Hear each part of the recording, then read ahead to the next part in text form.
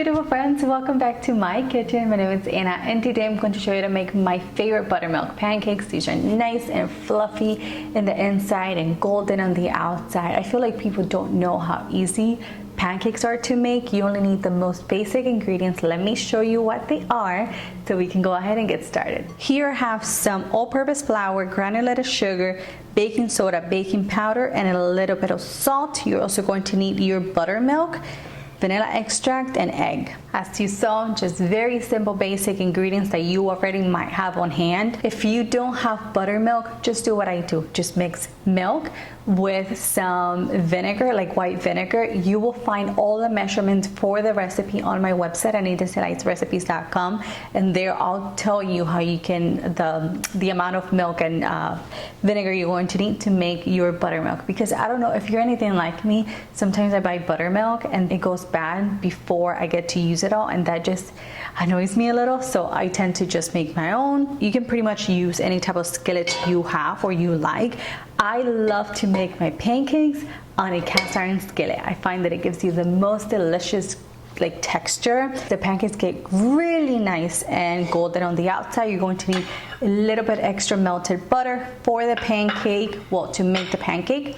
You're gonna need a plate, your spatula, and that is pretty much it. So this comes together so quickly. So I'm going to start preheating my skillet on medium heat. Now to make the pancakes, you just going to mix your dry ingredients. You want to incorporate them very well.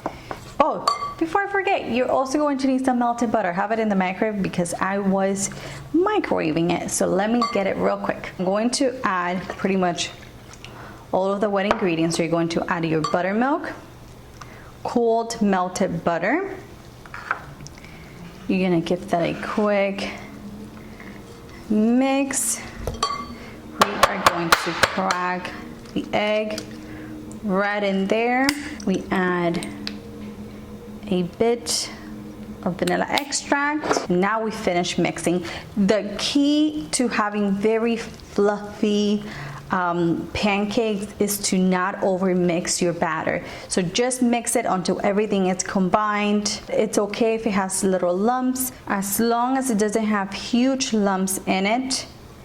It's okay if it has some lumps. So you're gonna have something that looks kind of like this. Our pancake batter is done, and now if you have the time, I suggest you let it sit for about 5 minutes. That will thicken the batter a little bit more. You're gonna end up with fluffy pancakes. So I do recommend that if you have a little bit of time, just let it sit for about 5 to 10 minutes, maybe clean up, do a little bit of dishes. If you want, you don't have to preheat the skillet at the beginning if you are planning to let it sit. So I did turn mine off for now because I think I do have a little bit of time to let it sit. So I'm gonna do that, and I'll see you right back here when we are ready to make our pancake. So it's been about 10 minutes. I preheated my skillet again because I turned it off. So now I'm going to add just a dab of butter. Like I said, you want your skillet on medium heat. If it gets too hot, then lower the heat to medium low. I'm using a 1/4 cup scoop, like measuring spoon, to measure the pancake, and I'm going to add it right into the skillet. It's been about 2 minutes. You know your pancakes are ready when you start seeing a bunch of bubbles on top. So it's time to flip them, and this is exactly how I like my pancakes.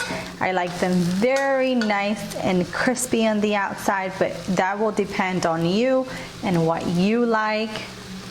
But look how beautiful these look. So we're gonna cook the other side for another minute. Usually the second side takes a little bit less. I don't know about you, but these look absolutely perfection to me.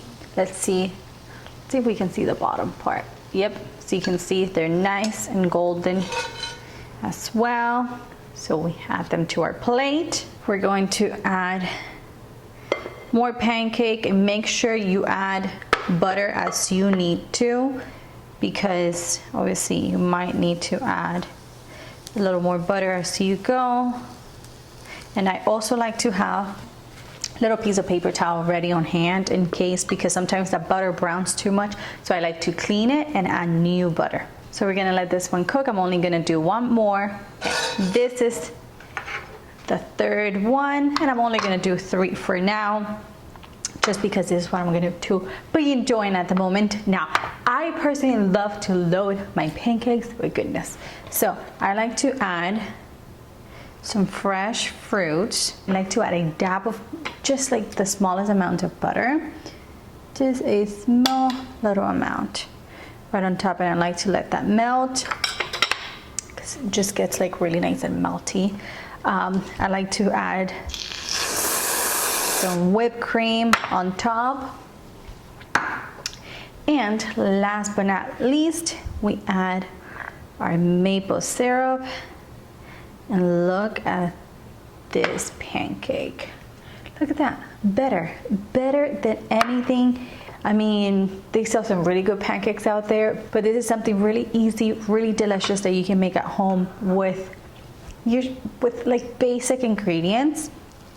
And I'm telling you, they come out perfect every single time. Obviously, we gotta try them because they're just so good.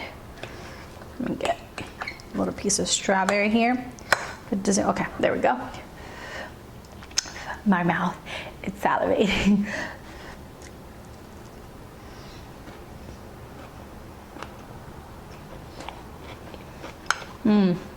So good. Perfect for a weekend breakfast. Just absolutely delicious. The flavor is really nice, so soft on the inside, nice and crispy on the outside. I mean, they're not too crispy, but they have like that crispy edge, which I personally love. And that my favorite thing about this pancake batter is that it lasts in the fridge for up to 2 days. So let's say you make it on Saturday and you have a little bit left over, don't throw it away, because you can make some on Sunday, and then you can add maybe blueberries to it. You can add chocolate chips and kind of like change it around a little bit, but absolutely divine. I hope you guys give this recipe a try. Trust me, you won't regret it. So, like I said, get the written recipe on my website at anitaselectsrecipes.com. Subscribe to the channel if you haven't already. Give me a thumbs up if you enjoy the video, and I'll see you in the next one. Bye-bye.